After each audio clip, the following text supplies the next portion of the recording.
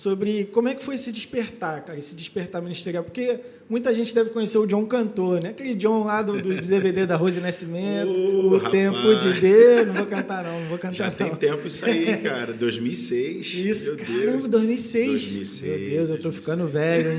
Eu tô ficando velho.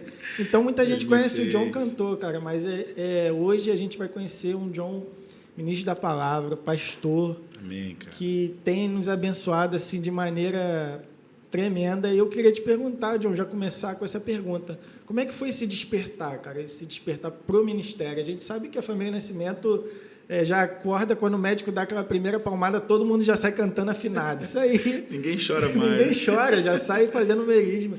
Mas esse chamado pro ministério, como é que foi, cara?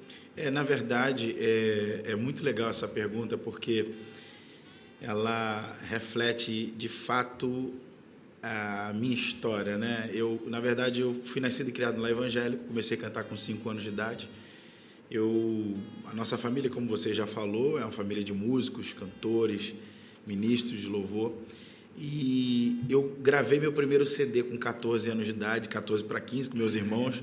Lembra dessa época, Ricardo? Nascimento Júnior. O auge da minha carreira musical foi tocar com Nascimento Júnior. Tem que deixar esse testemunho. Inclusive, aqui. cara, quero mandar um abraço para meus irmãos aqui, se eles estiverem assistindo, Max e Lucas. Que tempo bom. Foram quase 10 anos cantando com meus irmãos. Caramba. Quase 10 anos.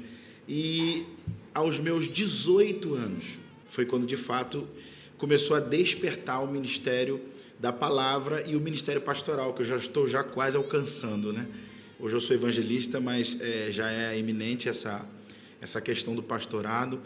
E eu sempre costumo dizer, Ricardo, que eu, de fato, me converti de verdade ao evangelho aos meus 18 anos. John, por que você está falando isso? Porque não é que eu não era crente, mas eu era mais filho de crente do que crente. Essa que é a verdade. Eu sempre falo isso para os jovens, quando eu prego nas igrejas, eu falo... É tempo de assumirmos a responsabilidade, sabe?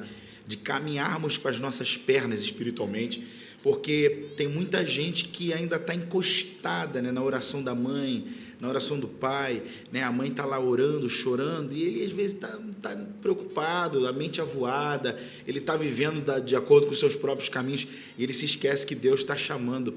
Deus quer um compromisso com a nossa geração, né, cara? Isso. Deus está chamando. E eu me lembro que Deus sempre usou pessoas para o meu pai, para minha mãe, dizendo, esse filho mais novo de vocês, ele tem um ministério pastoral. Tem um ministério pastoral e vai ser pastor. Mas eu era pequenininho, não entendia nada disso. Foi quando, aos 10 anos de idade, eu comecei a ouvir os profetas falando e comecei a ter esse entendimento. Caramba, você é pastor? O que é ser pastor? Como é que é ser pastor? E aí foi quando eu vi toda a trajetória do meu pai. Hoje meu pai é pastor, um grande homem de Deus. Beijo, pai, para você e para minha mãe. Amo vocês. É um pastor que a gente quer ter aqui. Exatamente. E vai ter, se Deus quiser. Certeza. Em breve ele vai estar aqui, pastor João. Amém. Mas aos 18 anos, Deus sempre falou comigo dos 10. Deus começou a usar os profetas para mim já cedo. Meu filho, olha, Deus manda te dizer que você precisa mergulhar na palavra. Você precisa se interessar mais, você precisa fazer isso.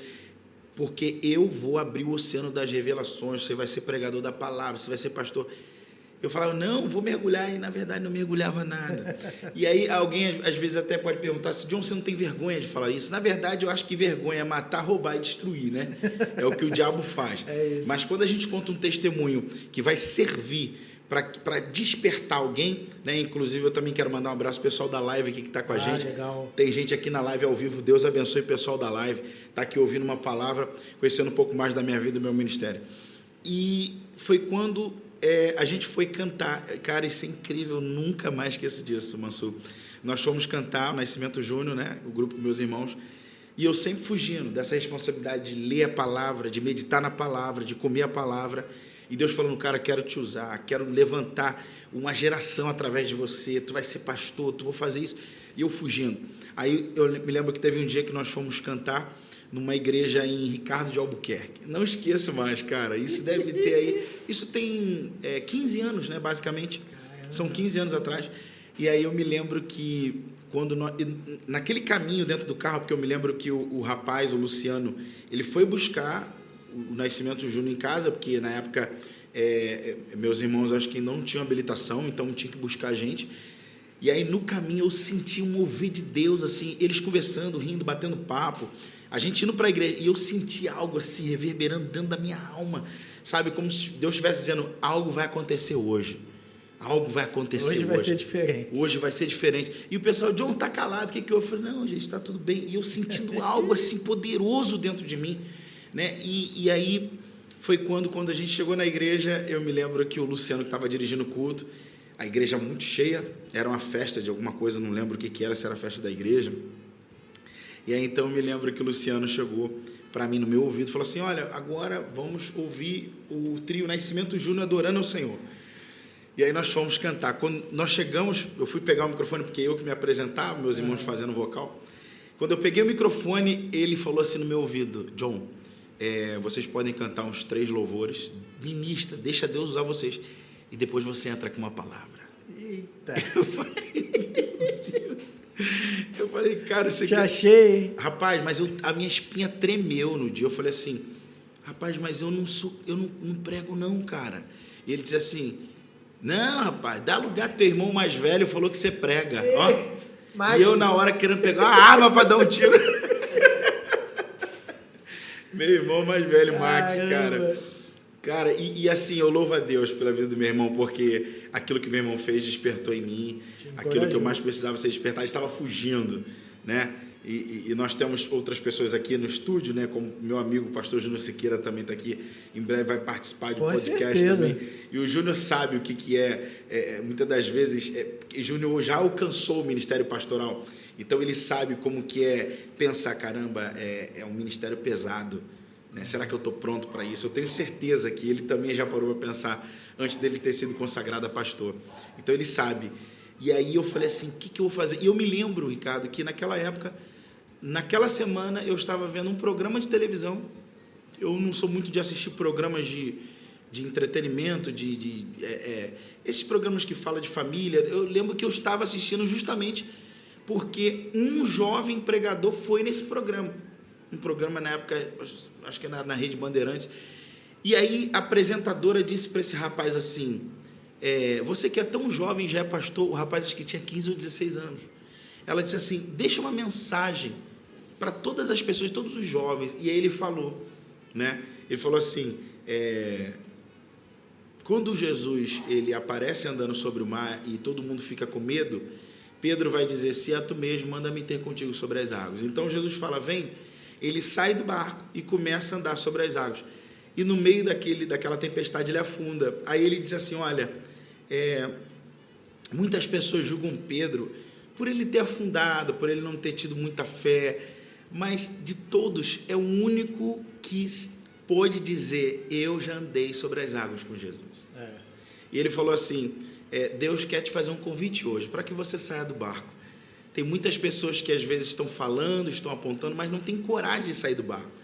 E eu já quero deixar essa palavra aqui nesse podcast para quem está me vendo aqui, Deus quer tirar você desse barco, barco da aflição, da depressão, barco da síndrome do pânico, barco da tristeza profunda, barco da rejeição, porque hoje falta paternidade sobre a vida de muita gente. E aí eu falei, uau, ouvi aquela palavra e guardei, Mansu. Naquele dia, na igreja, lembrou? Deus disse para mim, lembra daquela palavra? Eu falei, caramba, é isso. E naquele momento, nós cantamos, e aí eu falei assim, irmãos, eu não sou um pregador, mas eu quero deixar uma palavra. Eu lembrei do texto, Mateus capítulo 22, versículo 14, se eu não me engano, esse texto. E aí eu falei assim, Deus está convidando você que está aqui a sair do barco. Saia do barco. Eu não sei qual é o barco que você tem vivido, se é um barco da rejeição, se é o barco da aflição, se é o barco do pecado, mas Deus está dizendo que se você sair do barco, eu te prometo que você vai andar sobre as águas comigo. E se quem não quiser sair, ok, mas saia você do barco. Cara, eu me lembro que foram mais ou menos 15 minutos que eu trouxe uma palavra e quando eu abri os olhos, que eu olhei, cara, tinha milhares de pessoas na frente chorando, algumas voltando para Jesus, outras aceitando a Jesus, e eu falei, meu Deus. Deus disse para mim, e aí, até quando você vai ficar me rejeitando? Aí startou. Eu me lembro que o Espírito disse para mim, até quando? É agora ou nunca, cara. E eu falei assim, não, a partir de hoje eu faço uma aliança com o Senhor, que eu vou mergulhar na tua palavra e vou cumprir a tua vontade. E até hoje estou aí pregando a palavra já há 15 anos, fazendo a obra de Deus. E aí a pergunta, né, como despertou né, a questão da ministerial. O meu pai foi o cara que eu modelei, foi o cara que eu falei, eu quero ser pregador como esse cara. Se for para ser pastor, eu quero ser como esse cara. A vida inteira eu olhava e falava, uau, será que um dia eu vou pregar como esse cara prega? Ele foi a minha inspiração, sabe? Já olhei outras pessoas, já modelei outras pessoas, mas o meu pai, ele foi o cara que despertou isso em mim. E aí, aos meus 18 anos, eu comecei houve uma virada de chave na minha vida, né? Para depois começar a vir as outras coisas.